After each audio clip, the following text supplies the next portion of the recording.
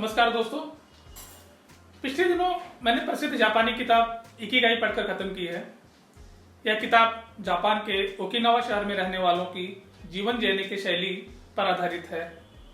Okinawa वह शहर है जहां दुनिया के न सिर्फ सबसे लंबी उम्र तक जीवन जीने वाले लोग रहते हैं, बल्कि वह लंबी उम्र तक स्वस्थ रहते हैं और काम करते रहते हैं।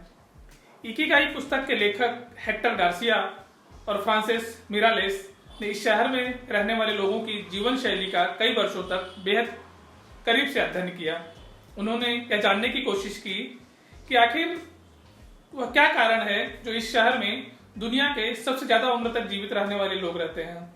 100 साल की उम्र पार करने वाले सबसे ज्यादा लोग इसी शहर में रहते हैं।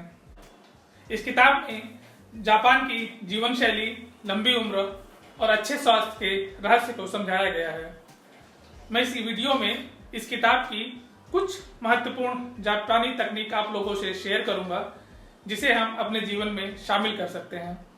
यह कोई नई तकनीक नहीं है, यह बेहद आम तकनीक है जो हमेशा से मनुष्य के आम जीवन का हिस्सा रही है, पर मॉडर्न लाइफ स्टाइल और शहरी जीवन के कारण हमने उसे भुला दिया है। यह बेहद आम बातें हैं जिसे हम बड़ी आसानी से अपने जीवन में शामिल कर सकते हैं, जिससे लंबी उम्र तक हम स्वस्थ और खुशहाल जीवन जी सकते हैं। तो आइए शुरू करते हैं। सबसे पहले जानते हैं इकिगाई का अर्थ। जापानी लोगों का मानना है कि इकिगाई ही उनकी लंबी उम्र और स्वस्थ जीवन का राज है। तो आइए सबसे पहले समझते हैं कि इकिगाई का मतलब क्या होता है। इकिगाई का मतलब है जीवन जीने का कारण या वह लक्ष्य जो हर सुबह आपको उठने के लिए प्रेरित करे। यह वह उद्देश्य है जो आपकी खुशी, जुनून और परिवार, समाज और दुनिया में आपके योगदान को जोड़ता है। इकिगाई वह चीज है जिसे करने में आपको खुशी मिलती है, जिसमें आप अच्छे हैं, जो आपके परिवार, समाज, दुनिया के लिए उपयोगी है, जिससे आप पैसा भी कमा सकते हैं, खुशी पा सकते हैं और लोगों को खुशी दे भी सकते हैं। जापानी लोगों का मानना है कि हर इंसान को अपना इकिगाई खोजना चाहिए और उस पर ध्यान केंद्रित करना चाहिए। आप भी अपनी इकिगाई को खोजें, जाने, पहचाने और अपने जीवन का अर्थपूर्ण बनाएं। आपका इकिगाई आपकी खुशी और सफलता की कुंजी है। इसे खोजें, पहचानें और हर दिन को पूरी तरह खुशी खुशी जिए। दूसरी महत्वपूर्ण बात है हमेशा सक्रिय रहें। रिटायरमेंट शब्द को अपनी डिक्शनरी से निकाल दें। जापानी लोग कभी भी पूरी तरह से रिटायर नहीं होते हैं। उनका मानना है कि रोज कुछ नया करते रहना जीवन को उद्देश्यपूर्ण बनाता है। यही कारण है कि जापान के 90 साल के बुजुर्ग भी खेती करते हैं, खाना पकाते हैं, गार्डनिंग करते हैं या किसी न किसी कला में अपना योगदान देते रहते हैं, मतलब कुछ न कुछ करते रहते हैं। वैसे भी आप देखें तो रिटायरमेंट शब्द हाल के वर्षों की खोज है, जब से नौकरी या जॉब अस्तित्व में आया है। पुराने समय में रिटायरमेंट जैसा कोई शब्द कहाँ था। चाहे लोग खेती करते रहे हों, सैनिक हों या कोई और आम काम करते रहे हों, जब तक लोग चल फिर सकते थे तब तक काम करते थे। रिटायरमेंट जैसी कोई बात होती ही नहीं थी, इसलिए वह मानसिक रूप से कभी बूढ़े नहीं होते थे। लेकिन अब जैसे ही 60 साल के होते हैं, मानसिक रूप से लोगों को लगने लगता है कि अब वह कुछ करने लायक नहीं है, या मानसिक रूप से मान लेते हैं कि अब उन्हें कुछ करने की जरूरत नहीं है और उन्हें सिर्फ आराम करना चाहिए। वह किसी लक्ष्य को भी अपने जीवन में शामिल नहीं कर पाते हैं। इस कारण से वह शारीरिक और मानसिक रूप से बहुत जल्दी कमजोर होने लगते हैं। ध्यान रखें कि सक्रिय रहना मतलब केवल शारीरिक रूप से सक्रिय रहना नहीं है, मानसिक रूप से भी सक्रियता बहुत जरूरी है। अपने दिमाग और शरीर को हमेशा किसी न किसी काम में लगा कर रखें। इसलिए अगर स्वस्थ और लंबा जीवन जीना है तो जीवन में कभी भी रिटायर नहीं होना चाहिए। हमेशा किसी न किसी काम में सक्रिय रहना चाहिए, कोई न कुछ लक्ष्य हमेशा जीवन में रहना चाहिए। तीसरी ध्यान देने वाली बात है कि अपना जीवन धीरे धीरे और संतुलित रूप से जिए। जीवन में कभी भी जल्दबाजी न करें, किसी चीज को तुरंत पाने की कोशिश न करें। जल्दबाजी और तनाव जीवन के दुश्मन है। जापानी लोग हर काम ध्यान से और शांति के साथ करते हैं। आज की तेज तर्रार दुनिया में धीमे और शांत रहना सीखें। हर काम में ध्यान लगाएं। खुशी सिर्फ मंजिल पर पहुंचने में नहीं मिलती है, बल्कि उस यात्रा का भी आनंद लीजिए। हमारे यहाँ तो कहावत भी है कि जल्दी का काम शैतान का होता है।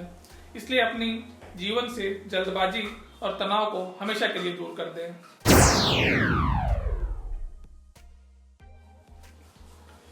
चौथा महत्वपूर्ण बात है सामाजिक संबंध और समुदाय का महत्व। जापान में माओ आई प्रचलित है। यह दोस्तों और परिवारों का एक करीबी समूह होता है जो एक दूसरे की मदद करता है। यह समूह हर उम्र और हर स्थिति में एक दूसरे के लिए मदद के लिए खड़े रहते हैं। आप भी अपने आसपास ऐसे ग्रुप बनाएं। यह ग्रुप दोस्तों का हो सकता है, रिश्तेदारों का हो सकता है या सोशल वर्क वाले साथियों का हो सकता है। यह ग्रुप जो हमेशा एक दूसरे के लिए मदद के लिए तैयार रहे। मजबूत सामाजिक संबंध तनाव को कम करते हैं और स्वस्थ और लंबा जीवन जीने में मदद करते हैं। अपने के रिश्तों को प्राथमिकता दें, दोस्तों और परिवारों के साथ अच्छा समय बिताएं, सामुदायिक आयोजनों में हिस्सा लें, सोशल वर्क में भाग लें। आपके आसपास बहुत सारी सामाजिक संस्थाएं हैं, उनसे जुड़े, उन्हें योगदान दें। इन सब से आपकी मानसिक और शारीरिक स्थिति को मजबूती मिलेगी।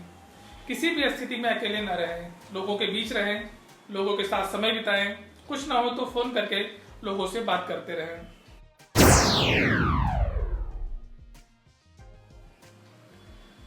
पांचवा है हरा हाची बो, संतुलित भोजन। यह सबसे महत्वपूर्ण तकनीक है अच्छे स्वास्थ्य के लिए। ओकिनावा के लोग हरा हाची बू का पालन करते हैं, यानी कि वह भरपेट खाना नहीं खाते हैं, वह अपनी भूख का सिर्फ 80% खाना ही खाते हैं। इसलिए उनकी खाने की प्लेट भी काफी छोटी होती है। पर हमारे यहाँ मिथ है कि जितना ज्यादा खाएंगे उतना अच्छा स्वस्थ रहेंगे, जबकि हकीकत में भूख से थोड़ा कम खाना सेहत के लिए बहुत लाभदायक होता है। इसके अलावा जापानियों के आहार में ताजे फल, सब्जियां, समुद्री भोजन, ग्रीन टी और सोया प्रोटीन प्रमुख होते हैं। मांसाहार का कम उपयोग करते हैं और हरी सब्जियों का ज्यादा उपयोग करते हैं।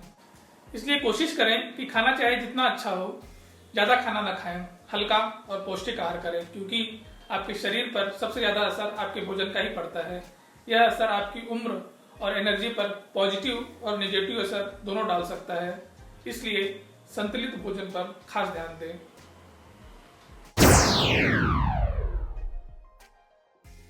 सिक्स्थ है प्रकृति के करीब रहें। शहरी और मॉडर्न लाइफ में हम प्रकृति से काफी दूर आ गए हैं, जिसका असर हमारे स्वास्थ्य पर भी पड़ रहा है। जापानी लोग प्रकृति से गहरा लगाव रखते हैं। बागवानी, टहलना, प्रकृति को महसूस करना उनके जीवन का मुख्य हिस्सा है। खुले में जाकर ध्यान लगाना, मेडिटेशन करना। प्रकृति के साथ समय बिताने से न केवल आपका तनाव कम होता है, बल्कि यह आपको ऊर्जा और प्रेरणा भी देता है। इसलिए जब भी समय मिले प्राकृतिक वातावरण में वैकेशन पर जाएं, छुट्टियां मनाएं, प्रकृति को महसूस करें, पेड़ पौधों को देखें, जंगल पहाड़ देखें, उनके नजदीक जाकर खुशी का अनुभव करें।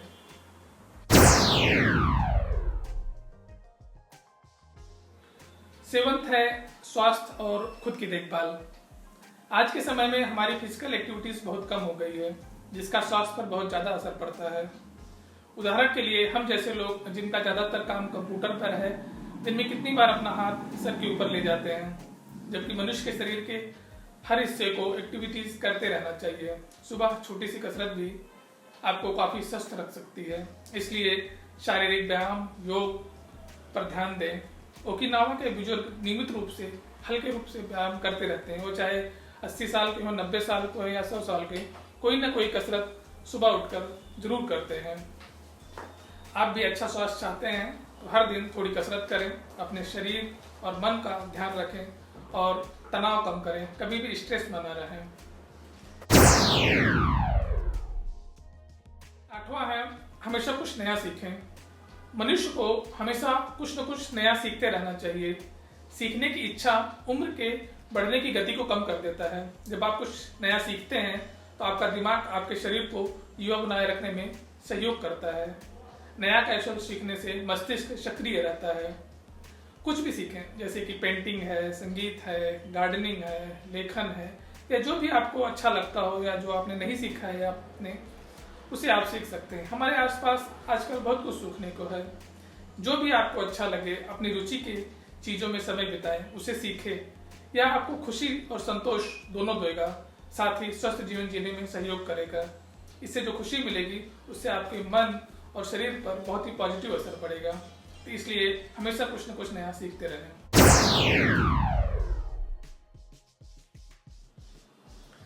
9th है हमेशा खुश रहें। परिस्थितियां चाहे जितनी भी हों, कोशिश करें कि हर परिस्थिति में खुश रहें। खुश रहना लंबे और स्वस्थ जीवन में बहुत सहायक होता है। ओकिनावा के लोग हर परिस्थिति में खुशी ढूंढते हैं। उनका मंत्र है, चिंता करने की बजाय समाधान को खोजें। छोटी चीजों में खुशी खोजें। मुस्कुराना आपकी सेहत के लिए सबसे आसान दवा है। प्रकृति ने मुस्कुराने की कैपेबिलिटी सिर्फ मनुष्यों को दी है। इसका उपयोग करें। जितना हो सके मुस्कुराएं। लोगों से मिलते समय हमेशा मुस्कुराकर स्वागत करें। जापानी लोग तो अनजान लोगों से भी मुस्कुराकर मिलते हैं। मुस्कुराना स्वास्थ्य के लिए बहुत ज्यादा फायदेमंद है। 10वां पॉइंट है, दूसरों की मदद करें। दूसरों की मदद करना जापानी संस्कृति का एक महत्वपूर्ण हिस्सा है। ओकिनावा के बुजुर्ग मानते हैं कि दूसरों की सहायता करना उनके जीवन को अर्थपूर्ण बनाता है। दूसरों की मदद करना और सेवा का भाव आपको आंतरिक खुशी देता है और आपको समाज का महत्वपूर्ण हिस्सा बनाता है। दूसरे की मदद करने से जो खुशी मिलती है वो आपके स्वास्थ्य के लिए बहुत लाभकारी होता है। आप भी अपने जीवन में जापानियों की तरह यह तकनीक अपना सकते हैं, यानी इकिगाई को अपना सकते हैं और इस इकिगाई से आप अपने जीवन को बेहतर और स्वस्थ बना सकते हैं। इस तरह के और वीडियो देखने के लिए दोस्तों कृपया चैनल को लाइक और सब्सक्राइब करें। यह वीडियो अगर आपको यूजफुल लगा हो, अच्छा लगा हो तो अपने लोगों, अपने मित्रों, अपने साथियों के साथ शेयर करें। अगर इस बारे में अगर कोई प्रश्न हो तो आप कमेंट बॉक्स में पूछ सकते हैं। धन्यवाद।